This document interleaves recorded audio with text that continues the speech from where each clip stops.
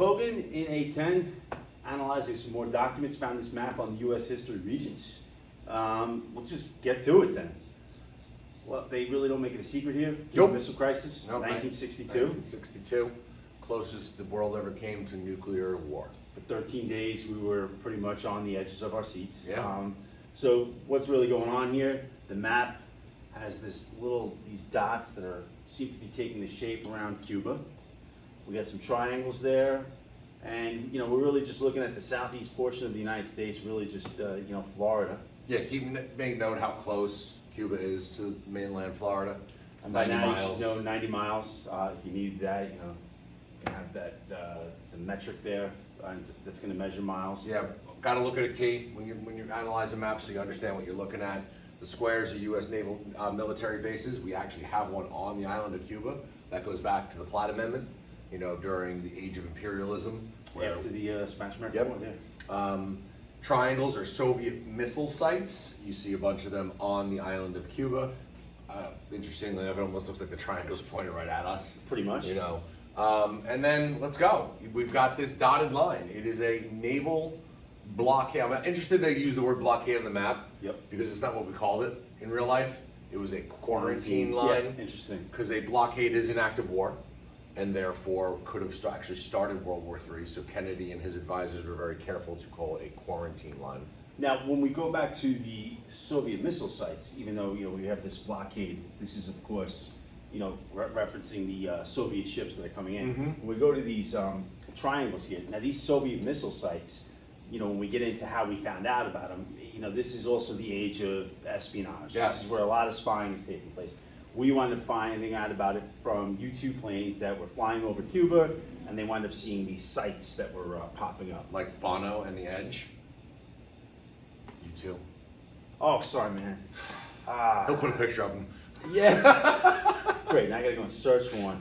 But all of a sudden, we have our U-2 planes that are flying over Cuba. There's a lot of activity going on in Cuba. At this point, they're starting to become a communist country, which means they have a better friend or a great friend in the Soviet Union who's trying to expand that communism. So if now you have a communist country that now has these Soviet missile sites. Yeah, and going back to putting things in context, we had nuclear missile sites in Turkey. Right. Which is right next to the Soviet Union. Yep. And Nikita Khrushchev did not really like the fact that the United States had this footprint very, very close to Moscow. And then when the Communist Revolution in Cuba takes place, 1959, I want to say. Somewhere around there, yeah. Khrushchev was like, awesome, Right. Castro is my new best friend. And then we start seeing this military buildup of missile sites on the island of Cuba. Now, geographically, when students sometimes look at a map, you look at the size of a country, and you're like, well, this little itty-bitty country or island, it doesn't really look like much of a threat. And the same could be said for Hawaii when you look at those chain of islands. But in terms of the geographic size of these land masses, it's not exactly, the size of this particular country. It's the potential that it has and what it can actually do. And in this instance, if you have Soviet missile sites that are 90 miles away from the United States, you could do a lot of damage. Yeah. All of a sudden, this little guy looks pretty tough. Mm-hmm. And as the ships come in, there's that famous line at the end of the crisis, like we're eyeball to eyeball, and the other fellow just blinked. It is, when you look at it, this is, again, they say this is the closest we ever came to a nuclear war. This was a very delicate situation, because now you have naval ships right here, you have Soviet naval ships coming in. Naval ships have, pretty much, you have big guns on here. This is delicate. If somebody slips, accidentally pulls a trigger, like, maybe Boston Massacre or Lexington and Concord, if somebody looks or does something the wrong way that can be perceived as a threat or warlike, it's on like Donkey Kong. And you draw this line in the proverbial sand. Yeah. It's the ocean here, but you draw this line and they cross it. Right. Now it's like, all right, if I don't fire, I look weak and have no backbone. Yep. And if I do fire, I'm starting World War III. So, want to see some questions that go with it? Okay. All right, let's check it out. So, again, pulled this off the U.S. history regions. What was the immediate cause of the action taken by the United States that is shown in the map? Now, here's the interesting thing. That's a good thing we droned on and on about what was going on, providing the historical context. You're not going to get that from here. Nope. Which is probably why the test maker went, hey, Cuban Missile Crisis 1962, Yep. to make you go, hey, what's going on? So, what was the immediate cause of the action taken by the United States that is shown in the map? We've already identified the fact that You know, this is the Cuban Missile Crisis. The Soviet Union's bringing these missiles to Cuba. So let's see what the options are. Cuban refugees lobbied President Dwight Eisenhower to overthrow Fidel Castro. Happened, but this is 62 and JFK is president. JFK is president. Eisenhower is no longer our president. So one, gone. Soviet Union built nuclear missile launch sites within range of the United States cities. Yeah. I think we spoke a lot about that. Yeah. All right, so we like it.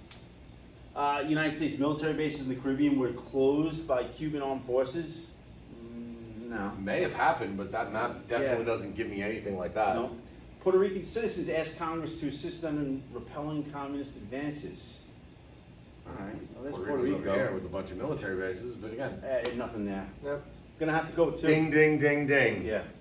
But wait, there's more. They have another one for All us. right. All right, so one positive outcome of the situation shown on the map was that the United States and Soviet Union increased, and let's see here. You know, again, I'm not getting this from the map, but I'm thinking of some political cartoons. Right. Because, well, we didn't move forward to a nuclear war, which means the other two sides had to communicate with each other a lot. So you're probably thinking as well as I am the Nikita Khrushchev and JFK cartoon. Holden and the monster. Yeah, there's a couple of them as well, you know, where they came together to prevent this nuclear war. So let's see what they want us to say here. One positive outcome. All right, so positive outcome, communication between the two nations to avert war. Right away, Pretty much what we just said. I'm pretty much liking it. Military control over their Latin American colonies. Negative. Yeah, I don't see that. Cooperative humanitarian efforts in Caribbean nations suffering from natural disasters. Good thing, but nothing here about Nothing indicating it. earthquakes and hurricanes and Wouldn't even know it. Yeah. We don't even really cover it in the curriculum. joint Four. effort. Joint efforts to end the cruel practices of Cuba's leaders. No, that almost reminds me of like Valerio Weiler and the Spanish-American War again. Like one of those distractor questions. Same thing. So communication between the two nations to avert war. Let's do it. Yep, perfect. All right, good. We need anything else on this one? Nope. Map, as we just take one quick look at it again, scanned it, got it. Sources, context, triangles, squares. All right, good. Well, thanks for watching.